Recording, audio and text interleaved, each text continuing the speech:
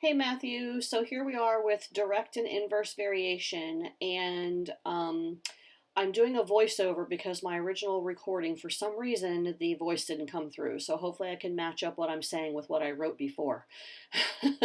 Direct and inverse variation are both really super easy. They're just, it's easy to confuse them because they're so similar to each other.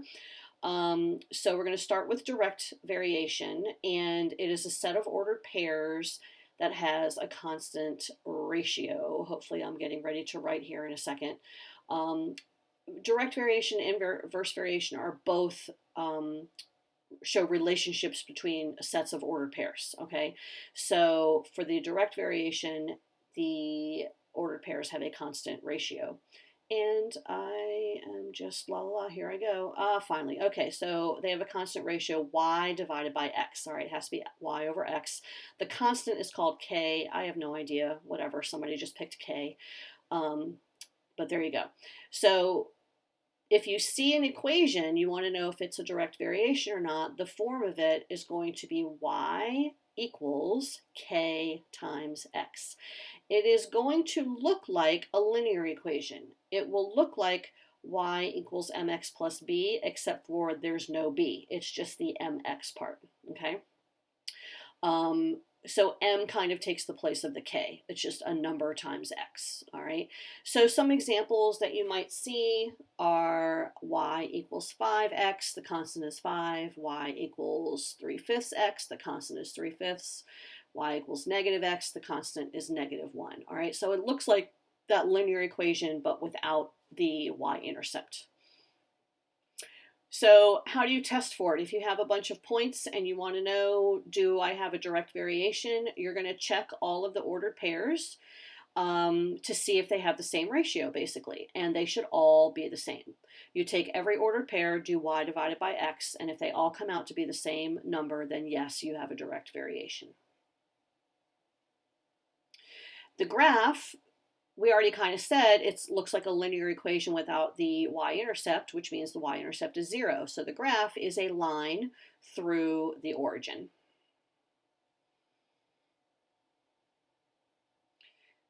And it can go in any direction, be steep or shallow, but it has to go through the origin. And then what if I knew one set of coordinates, but the other set of coordinates had a value that was missing? Like, for example, let's say we have 3 comma 4 and 6 comma question mark. We know that the ratio has to be the same. So we would say, okay, 4 divided by 3 has to equal question mark or y divided by 6. So do y divided by x equals y divided by x, and then you just solve, okay? So here are some practice. This is document 2. And I'm just going to run through some of these, not all of them. So again, the direct variation, there is a constant ratio between all the ordered pairs. The ratio is y over x. The equation, again, is going to look like y equals, my pen kept dropping, and that really annoyed me, y equals k times x. So if you want to find that constant, if you want to find what k is, if we're telling you, okay, all of these points are a direct variation, you would just do the division, y divided by x. Ooh, okay, and this got crazy. For some reason, I kept lifting the pen, but it wouldn't stop. I'm going to delete this, and we're going to try again. We're going to do y divided by x for all the points and see if the answer is the same. And you can see that for all of them, the constant is 4. Same thing for the second group, 3 divided by negative 6, 2 divided by negative 4. Now this one's interesting because we have 0 divided by 0. 0 divided by 0, 0, 0 is the origin. So for purposes of finding the constant, there isn't one for the origin. We're just going to kind of forget that that even is a thing. Forget about the origin, look at the other points, and the constant is negative 1/2.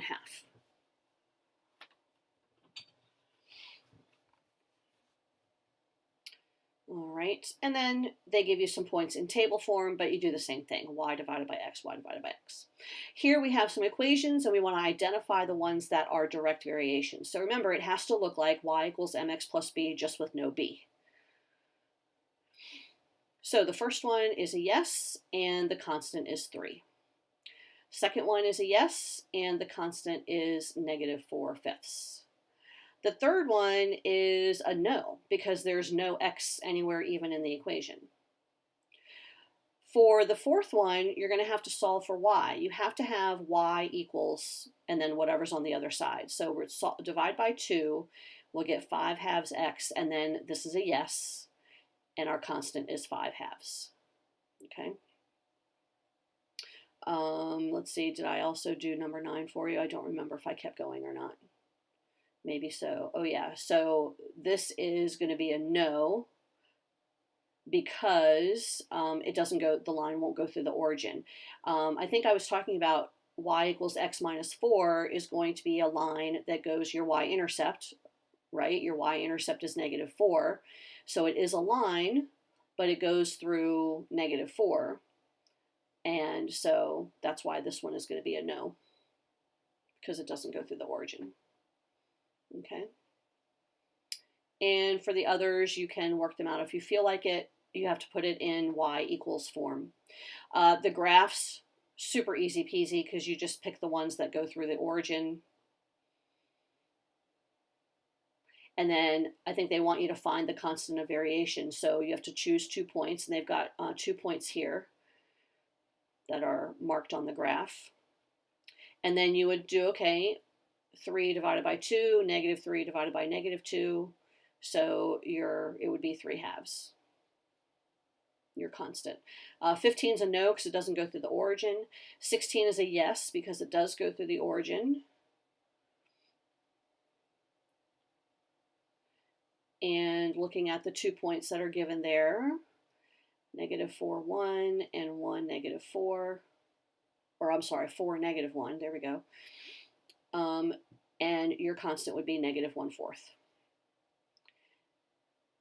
For 17, it's a yes because it goes through the origin. They only give you 1 point, but if you look at that graph, you actually can see the other points because this has a slope of 1, so it crosses in a bunch of places, and your constant is 1. +1, there we go. There we go. 3 divided by 3, -3 divided by -3. Okay. Then they want you to find the missing value. So here, like looking at number 18, I have 2, 4, and I have, I think, 6. -6, okay. So remember that it's y divided by x, cross multiply, divide, and our missing value here is 12.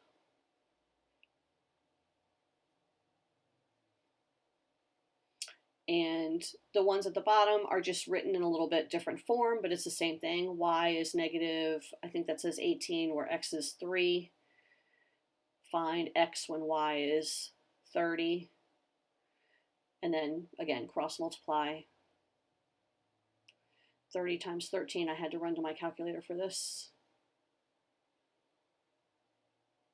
Or maybe I didn't run to my calculator. So there you go. That's the direct variation. It's pretty easy.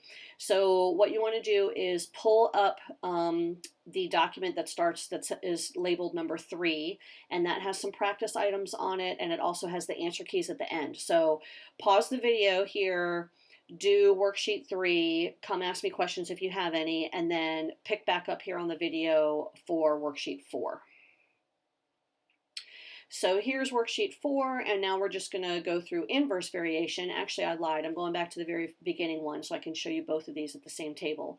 So inverse variation is, again, you have a set of ordered pairs, but instead of a constant ratio, they have a constant product. So x times y is always going to be the same number. So your equation is going to look like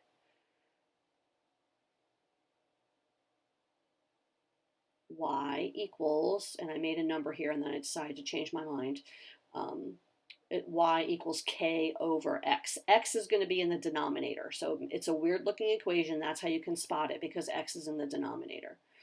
Okay, so then we can look at some examples. So y equals 5 over x, y equals -3 over x, y equals 7 over x. Okay. How do you test for it? Well, you know that x times y is the constant, so you're going to check your xy product for every ordered pair. And they should all be the same.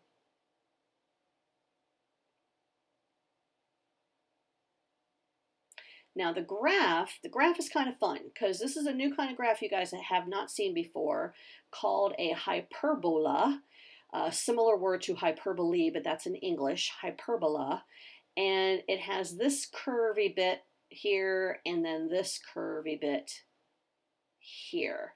And you will find if you graph this on Desmos, the curvy bits never touch the x or y axis. Those they are constantly approaching the xy axes, but never actually touching them, which is kind of seems impossible, but is also kind of cool.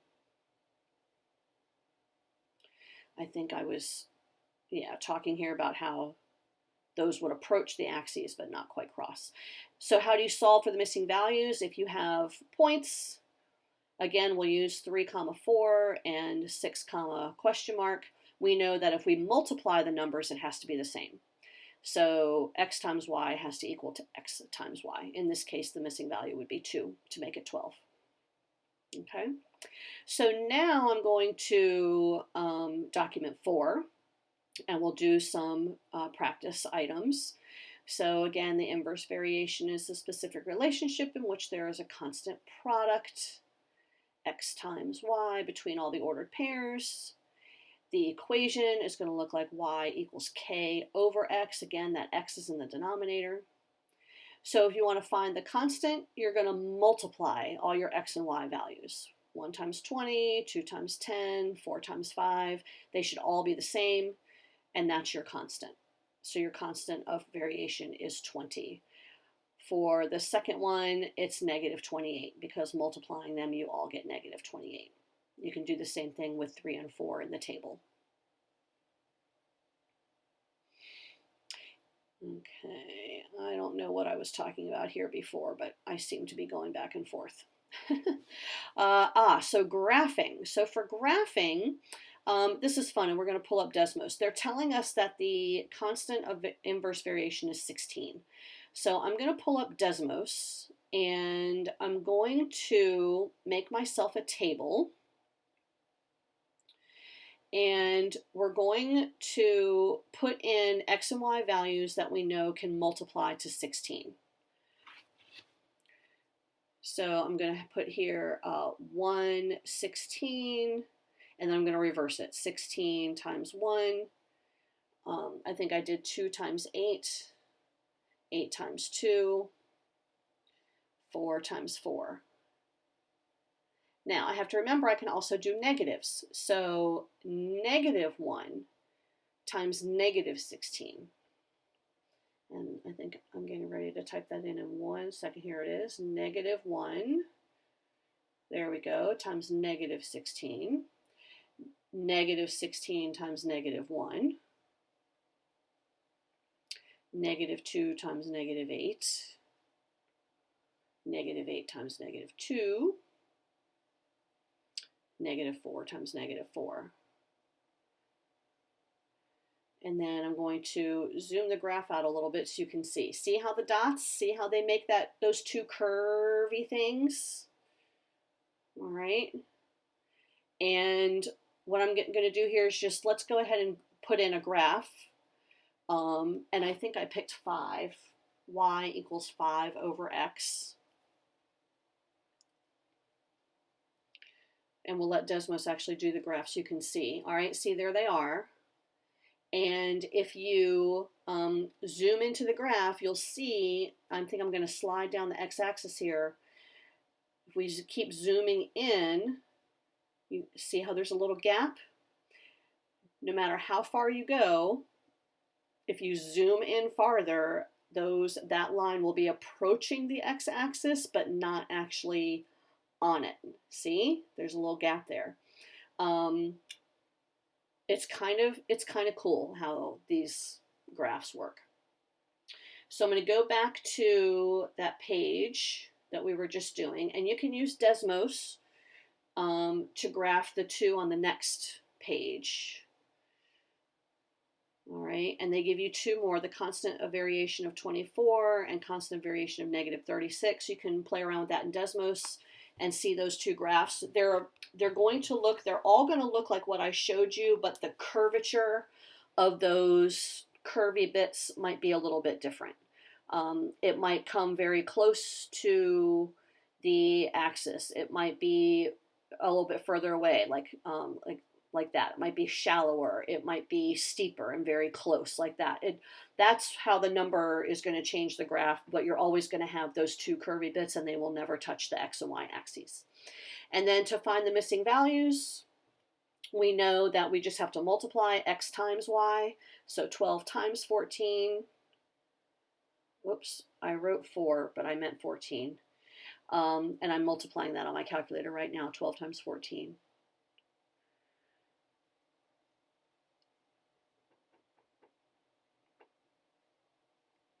There you go, 168 equals negative 24y, and then you would just divide. I think it comes out to be negative 7, if I'm remembering correctly. We'll find out in 1 second because I'm dividing it right now. And yep, sure enough, negative 7 is the missing value. So multiply this one. We can do in our head 6 times 10 is negative 60, 3 times y, 3y. Divide by 3, we're going to get negative 20. And that is how you find the missing values for the inverse variation, okay? So now what you can do is you can go to document 5, do some practice items just like this. The answer keys are attached so that you can take a look as you go. And then if you get through that and you have no issues, meet me back here for document 6. Go ahead and pause here.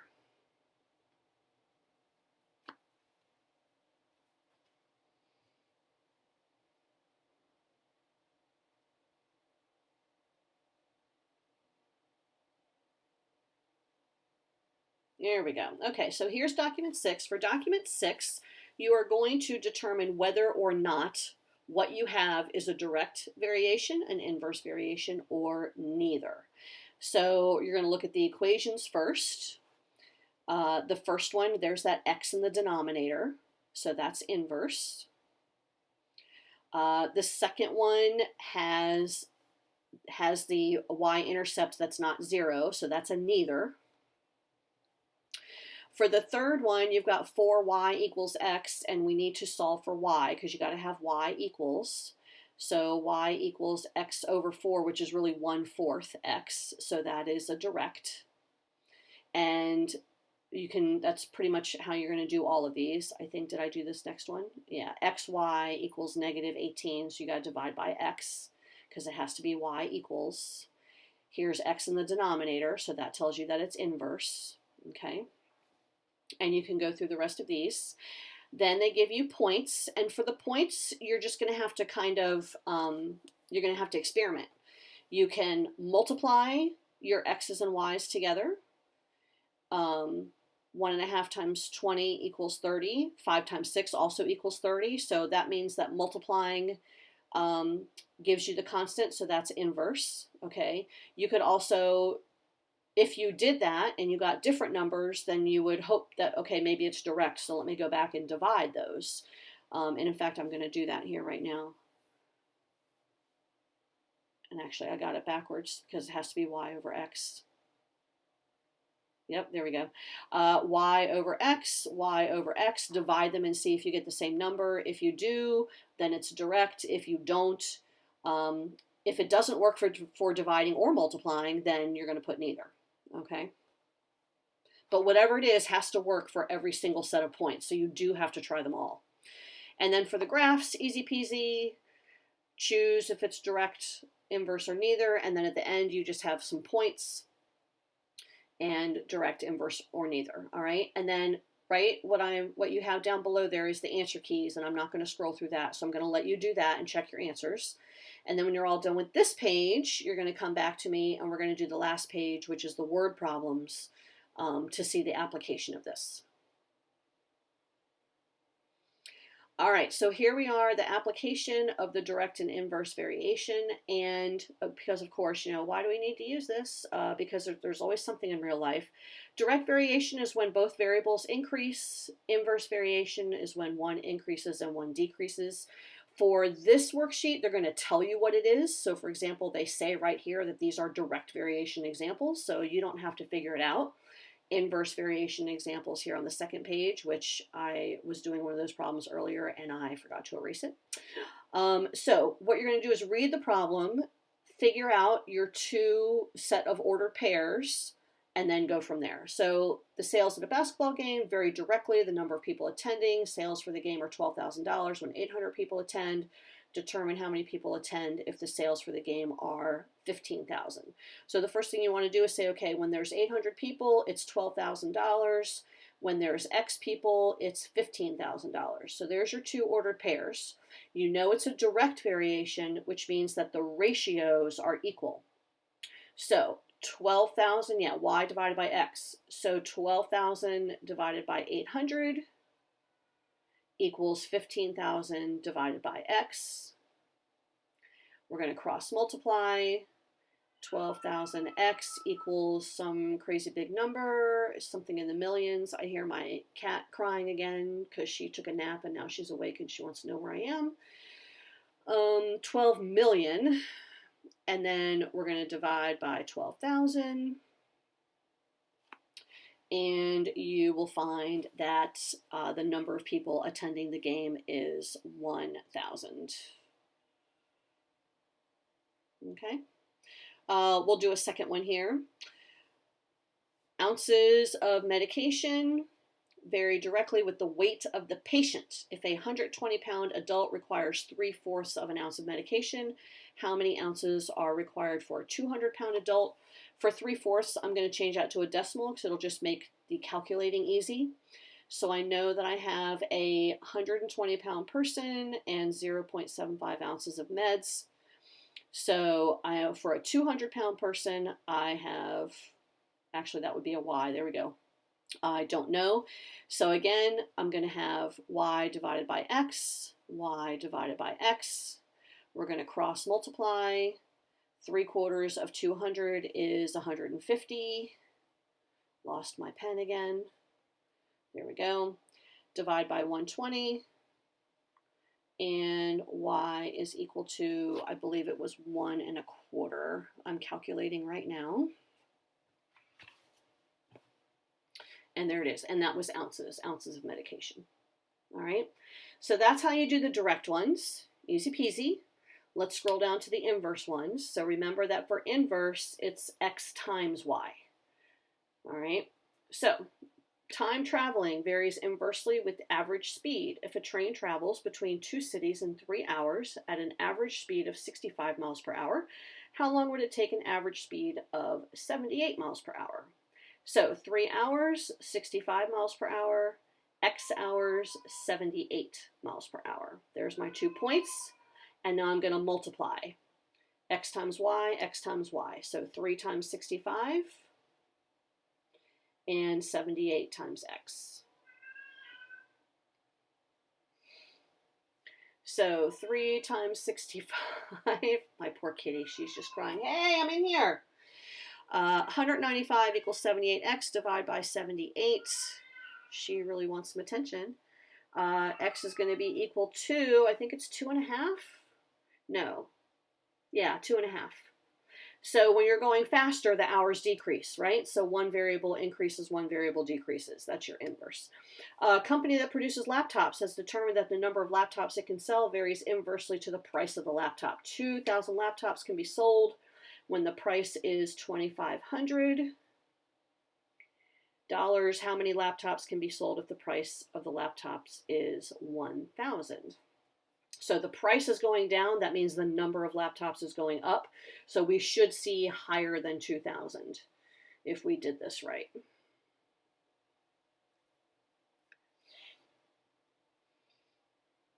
I'm doing 2,000 times 2,500. I think that's 5 million. And then we're going to divide by 1,000. And it's going to be 5,000. 5,000 laptops. So yes, the number of laptops increased as the price decreased.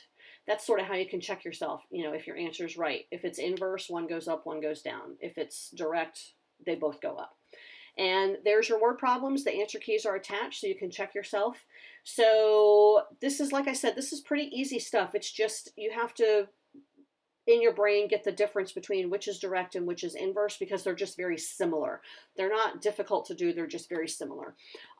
So yeah, finish this and you will be done. You will have learned all of the new stuff that we were supposed to have learned. And when you're done, just pop me a quick email and let me know that you finished. And of course, as you're working, if you have any questions, feel free to send me an email and I will answer them for you. I'll try to be better about checking my emails. And that's it.